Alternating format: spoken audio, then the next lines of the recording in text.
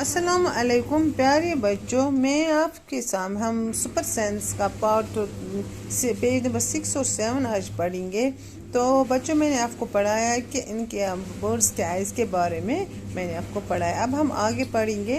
बिस्मिल्लाहिर्रहमानिर्रहीम। Some birds like kites, eagle, vultures can see 4 times as far as we can।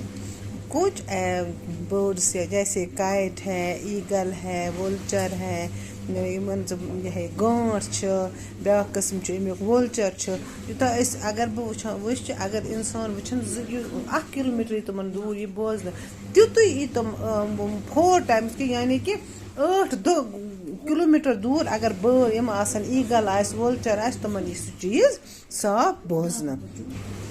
These birds can see things from a distance of 8 meters। क्या what we can see from a distance of 2 meters। जो हम 2 kilometre में ये गोब्रो 2 kilometre दूर ये बोजन ती मन बर्ड्सन 8 किलोमीटर तूता क्लियर बोजन। Now can you guess from what distance can an eagle in the sky see a roti on the ground।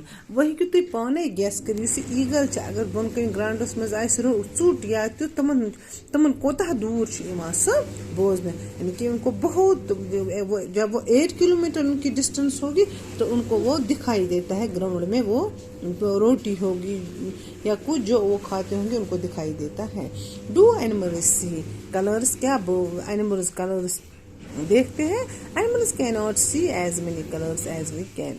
Animal जो है वो नहीं देख सकते हैं कलर्स, वो नहीं देख सकते हैं जैसे हम देखते हैं। See how things in these pictures will be seen in some animals. आप देखिए कि कैसे ये पिक्चर्स हो गए तस्वीरें कि कैसे ये बर्ड्स एनिमल्स हैं इनको ये रंग दिखता है। आप देखिए। It is believed that animals that are awake in the day time can see some colours. इससे क्या मालूम हमें यकीन हुआ कि जो एनिमल्स होते हैं जो दिन को कुछ कलर्स देख सकते हैं। Awake at the day time can see some colours. Those animals that awake at night can see things only in black and white. जो रात के वक्त जो एनिमल्स रात को सोते नहीं होते वो मतलब हुशार तुम क्या सिर्फ तो सिर्फ बोजन ब्लैक तो वाइट कलर, सिर्फ तुम ब्लैक तो वाइट कलर बोजन। शार्प ईयर गो तेज कान यमन मतलब हम तेज हम बोजान या बोजान बड़ तेज आवाज बोजान। We cannot easily see birds' ears, that ears are small holes covered with the feet।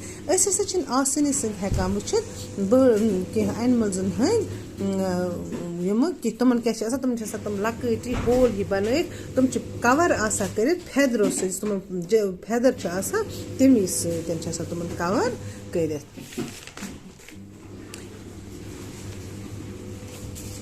Think is there some link between the size of animal ears and their hearings? Try these activities. For this activity, find a quiet place in your school. Tell one of your friends to stand at a short distance and ask him to say something softly. The rest of yours should listen carefully।